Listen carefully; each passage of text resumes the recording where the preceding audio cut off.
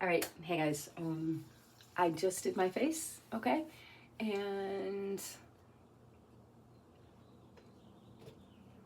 you guys know how much I love the Badger sunscreens. That's what I use on my face. And this one is in a base of sunflower oil. This one is in a base of coconut oil, okay? This one is the silkier, smoother one out of both of them, but I usually mix them together. And the new version of this is a whiteless formula. Okay, this one is really clear and sheer. All right, but this is the older version, so I do rub it in really good. Okay, it's not super white though, but I do have to rub it in a bit. But I love that because you're getting a little bit of facial massage and you're making sure that it's covering every nook and cranny of your face. Okay, and I just want to talk a little bit about how I get incredibly smooth, soft, supple skin at 57 without doing any modern skincare. And I've done a lot of videos, in the past on this, so it's not anything new.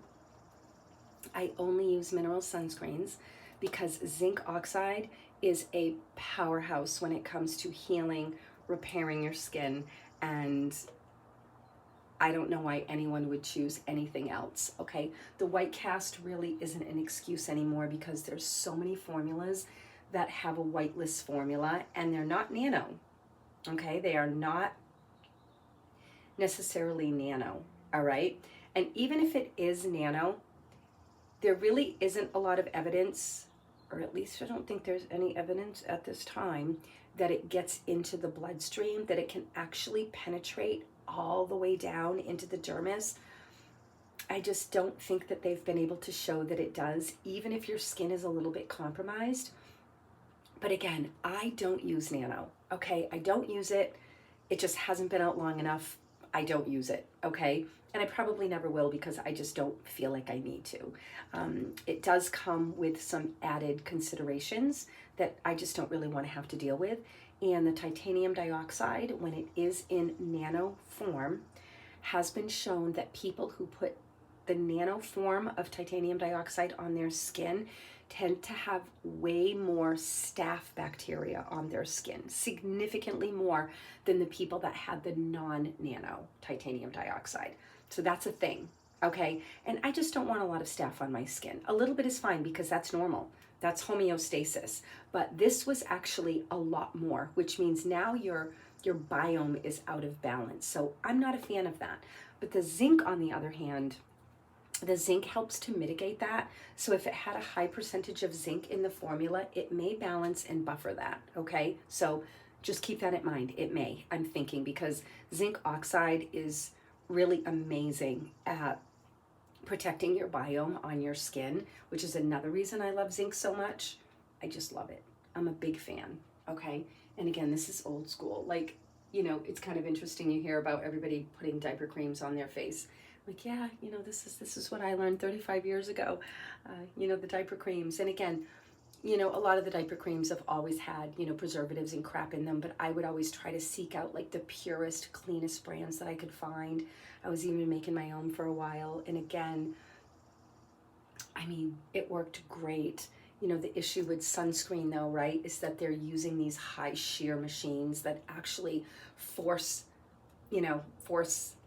the ingredients together in a way that just a blender or a hand mixer can't do, okay? So again, I wouldn't try making your own sunscreen, although people do it. And I used to do it too. I did it when my kids were little, I'm not gonna lie, and it always worked. It worked great. My kids never got burned. But I'm just saying it's better to buy one that has used a high shear machine. I've actually looked into it, and you can get one for like $600 for home. That's still really expensive though. And, but then you think about it, how much do you spend on sunscreen? It actually may be worth it for someone. If you're making it for you, you could maybe make it for your family and, whatever. I mean, it might be worth it. So I've kind of thought about it. But honestly, the thought of cleaning the machine afterwards, cleaning oil and zinc out of it, sounds like a nightmare to me. So I just buy the Badger. It's more expensive than commercial stuff at the store. But again, it's zinc, which is very healing for your skin. So it's a beauty treatment. And you can use these at night too.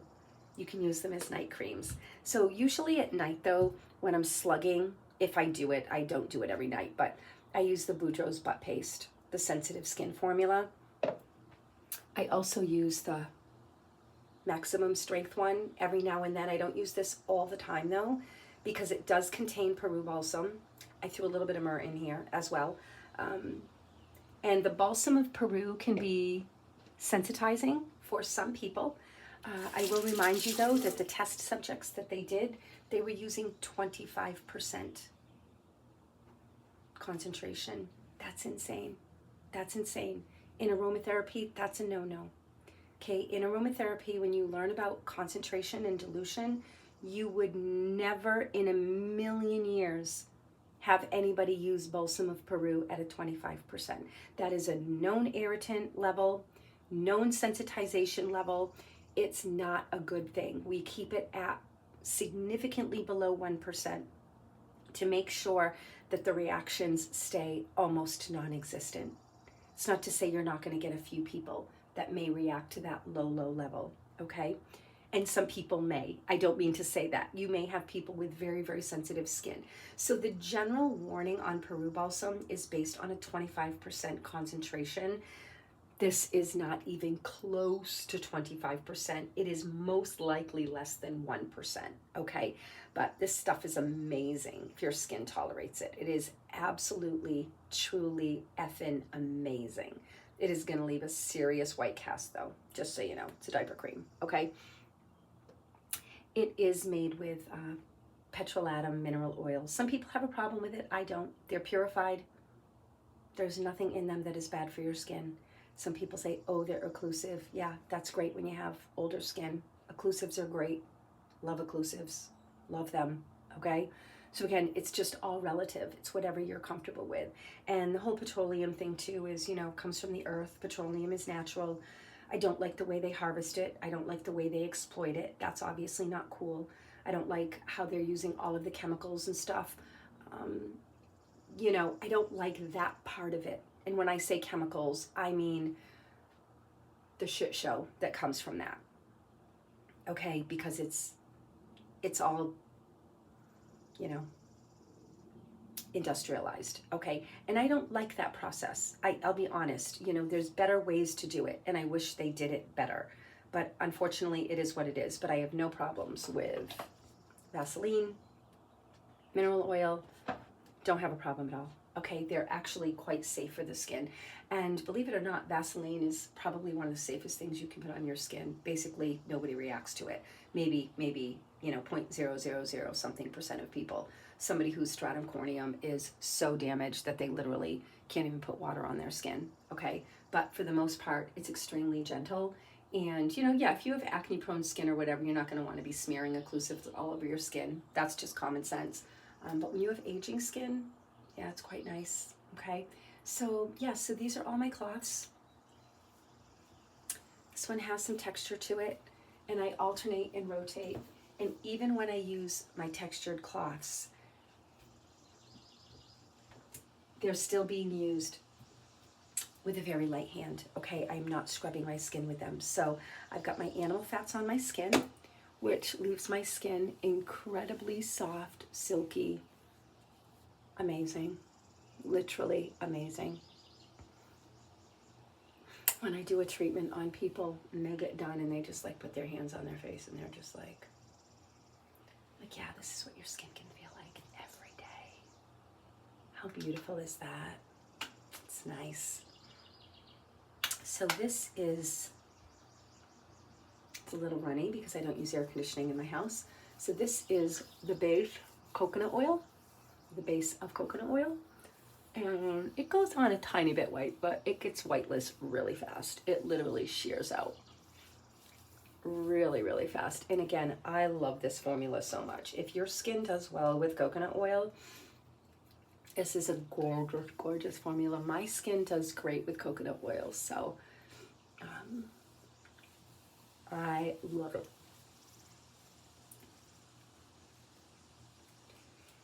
And if you put a lot of emollients on your face, probably waiting a good 10 minutes, even a little bit longer, before you go in, you know, with your sunscreen. You shouldn't really want to be mixing them together, but I'm not gonna lie, I don't usually wait that long. And I never get burned, so it's working for me. This goes on white. Again, this is the older formula, so this is not the whitelist formula, all right? But I'm gonna show you that I get it to actually blend in pretty well. And if I were gonna be going to the beach, or if I were gonna be outside all day, then I do put on a few layers, but day to day, I just do a little bit of that, a little bit of this. I cannot put this on my neck or my chest. It bothers me, but I can do my face. The coconut oil, I will be putting some on my chest actually. Doesn't bother me, but for some reason this one does. Obviously, it's the oils, the different oils.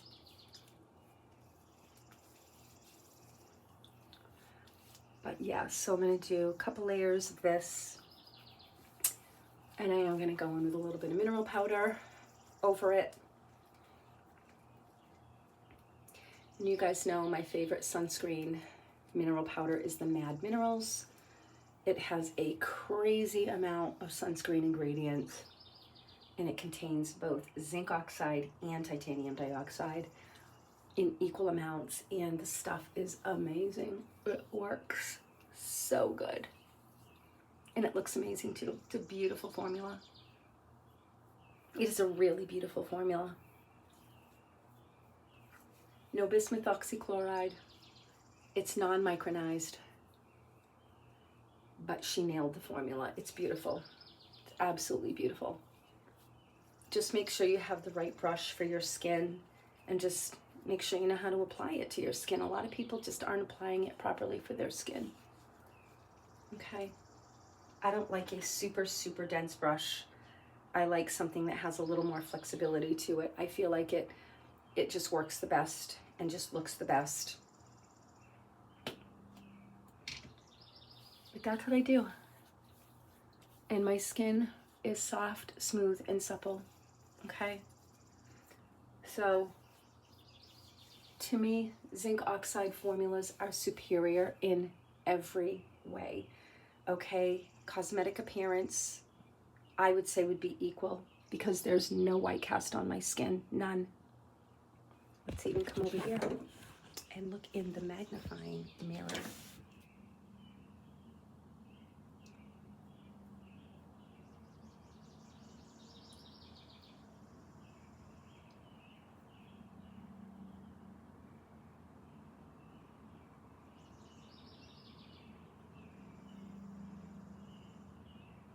All good.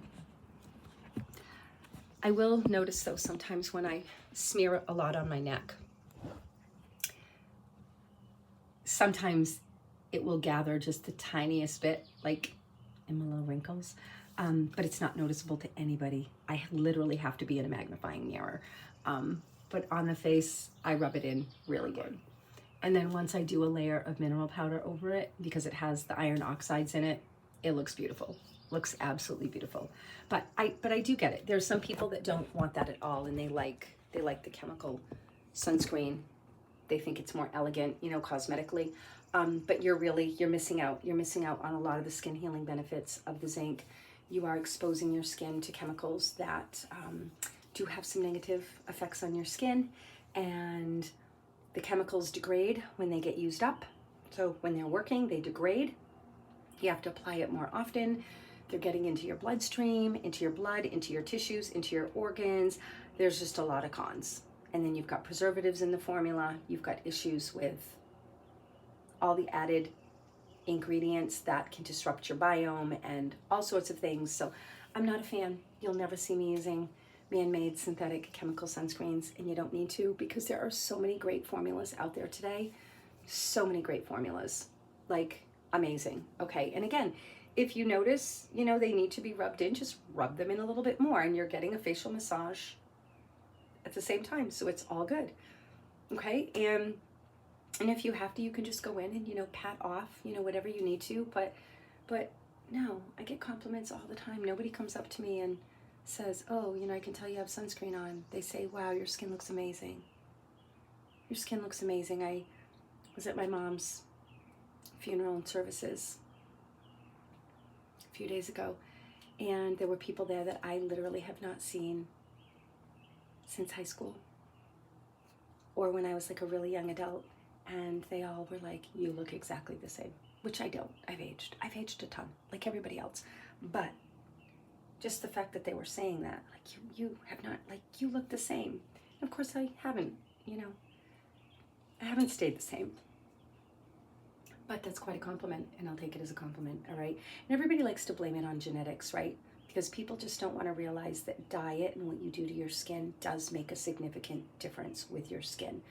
And because I teach skincare and I show people what to do, and their skin improves, So a lot of it is how we eat and what we're doing and what we're not doing, okay? Signing out.